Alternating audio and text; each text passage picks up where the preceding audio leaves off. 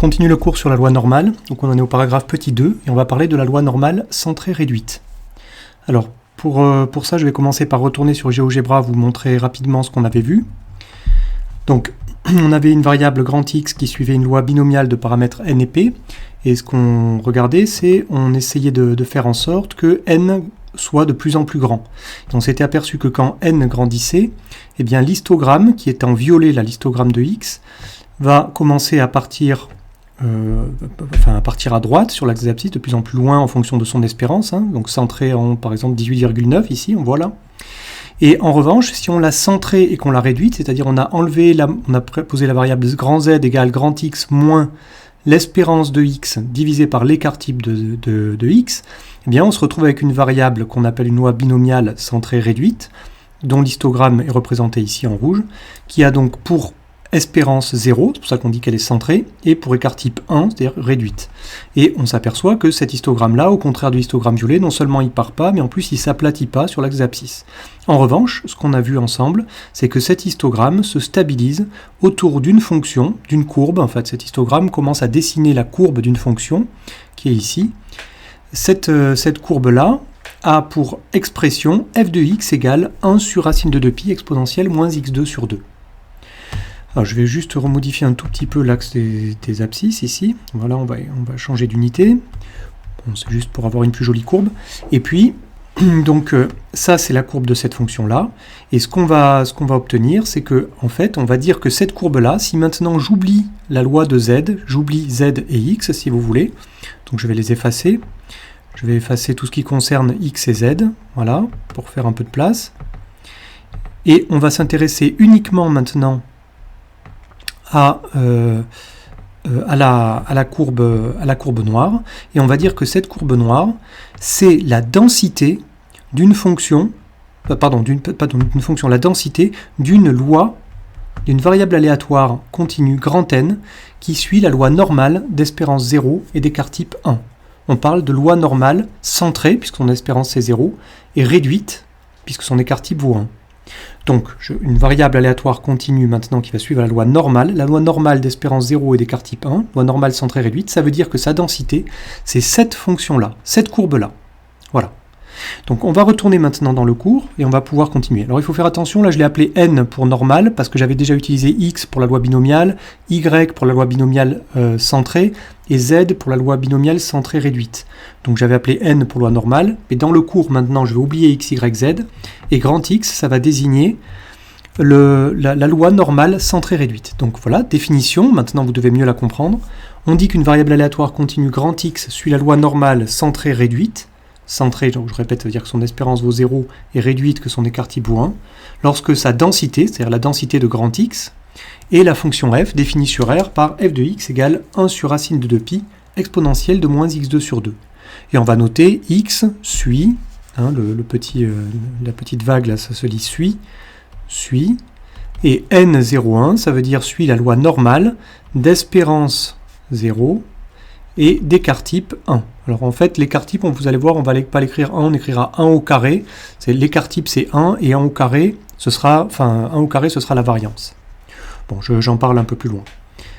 Donc, la courbe représentative, c'est celle que je vous ai montrée sur GeoGebra, et on voit que l'image de 0, c'est ce que j'ai entouré ici, c'est un peu anecdotique, l'image de 0, c'est, vous voyez que si je remplace dans cette fonction x par 0, ça va me faire exponentielle de moins 0 au carré sur 2, c'est-à-dire exponentielle, si vous voulez je peux le détailler ici, le calcul, f de 0, ça va faire 1 sur racine de 2pi, exponentielle de moins 0 au carré sur 2, et 0 au carré sur 2, ça fait 0.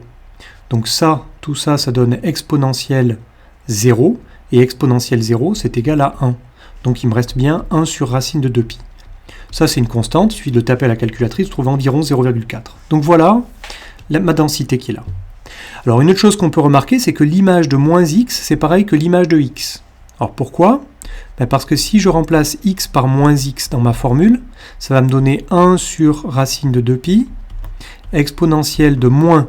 Alors à la place de x, je mets moins x. Donc moins x au carré, entre parenthèses, divisé par 2.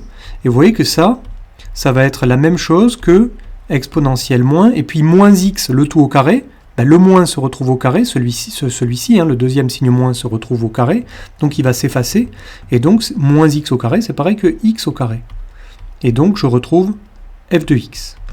Bon, c'est pas très grave si vous n'avez pas compris cette dernière remarque, mais ce que ça veut dire, c'est que si je choisis un x ici, avec son image qui est donc quelque part par là, ça c'est f de x, et que si je regarde maintenant moins x, qui est là, eh bien son image, f de moins x, elle est égale à l'image de f de x. Bon là c'est pas très propre sur ma figure, mais je crois que vous comprenez l'idée. F de moins x, c'est f de x. Ce que ça signifie, c'est que cette courbe-là, vous voyez que ce point-là est symétrique de celui-ci par rapport à l'axe des ordonnées. Et bien en fait c'est vrai pour toute la courbe. Autrement dit, la courbe de la loi normale, ça c'est important, elle va être symétrique par rapport à l'axe des ordonnées. Alors pour la loi normale, centrée réduite uniquement. Vous verrez que pour les lois normales qui ne sont pas centrées réduites, eh bien elles sont également symétriques, mais pas par rapport à l'axe des ordonnées, par rapport à une autre droite verticale. On va voir ça après. Donc espérance et écart type de la loi normale centrée réduite, on l'a déjà dit. Cette loi normale, son espérance c'est 0 et son écart type c'est 1, ça c'est sans difficulté. Alors, quelques propriétés. D'abord, on a dit que cette courbe était symétrique par rapport à l'axe des ordonnées. Alors, comme on sait que l'aire totale sous la courbe est égal à 1, ça, cette phrase-là, c'est parce qu'on sait que f est une densité. Ça, c'est car f est une densité. Et on sait qu'une densité, son aire sous la courbe, l'aire totale sous la courbe, vaut 1. Donc, ce que je dis, c'est à cause de ça, on peut dire que la probabilité que x soit plus petit que 0, c'est la même que la probabilité que x soit plus grand que 0. Pourquoi? Ben, regardez la figure. L'aire totale ici, si j'assure l'aire totale, elle vaut 1. Et par symétrie, la courbe qui est assurée en violet et la courbe qui est coloriée en violet, elles sont l'aire assurée en violet, pas en rouge, hein, en violet, celle qui était déjà assurée, celle qui correspond à p de x supérieur ou égal à 0, est égale à la probabilité que x soit inférieur ou égal à 0. Bon, la probabilité que x soit positif est égale à la probabilité que x soit négatif. Or, comme l'aire totale vaut 1, eh bien, chacune de ces deux probabilités vaut 1,5. Si vous voulez, chacune de ces aires vaut 1,5. Ici, j'ai 1,5 à gauche et j'ai 1,5 à droite. C'est ce que dit la propriété qui est là. Donc c'est pour des raisons simplement de symétrie. Alors quelque chose d'un petit peu plus compliqué, c'est intervalle associé à une probabilité donnée. Alors on va quand même lire le théorème qui est là, qui est écrit ici, mais ce qu'il faut en comprendre, c'est vraiment ce qui est là. Alors je vais l'expliquer. Je suppose que je me donne une certaine probabilité qui va être 1 moins alpha. Vous pouvez imaginer par exemple une probabilité de 90%, disons. Par exemple, cette probabilité 1 moins alpha vaut 90% sur ma figure. Ce que je dis, c'est qu'il va exister une seule aire centrée autour de l'axe des ordonnées, l'aire que je viens de assurer ici, c'est-à-dire il va exister un seul réel ici, une seule possibilité, pour que l'aire sous la courbe ce soit exactement 90%. D'accord? Donc autrement dit, si je me donne une certaine aire, je vais faire un deuxième dessin, je me donne une certaine aire, voilà ma densité, à peu près. Je vais la redessiner ici, la densité de ma loi normale centrée réduite. Si je me donne une certaine aire, mettons que je me donne comme aire 30%. Ça, c'est 1 moins alpha. Ce que je dis, c'est que j'ai une seule façon de réaliser une aire de 30% si je veux qu'elle soit centrée. Vous voyez, ça va être à peu près un truc comme ça. 30%. Je vais peut-être un tout petit peu plus grand. Voilà. Je vais avoir une seule façon de la centrer pour que ce soit 30%.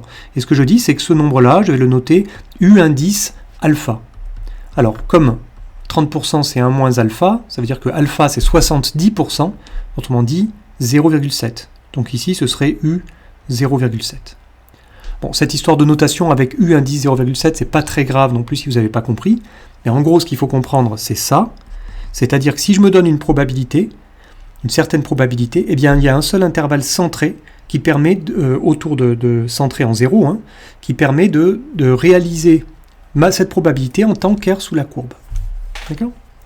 Alors ce qu'on va retenir en revanche, c'est le 1,96 qui est ici, qu'on va retrouver quand on fera les intervalles de fluctuation. Alors ce que je dis, c'est que si je décide de prendre une aire de 0,95 ici, alors la valeur, justement pour avoir ici une aire centrée, la valeur qui est là, c'est 1,96 environ. D'accord ? Donc ici, j'ai moins 1,96. C'est bien une aire centrée. Autrement dit, la probabilité que grand X soit compris entre moins 1,96 et 1,96, eh bien c'est 0,95.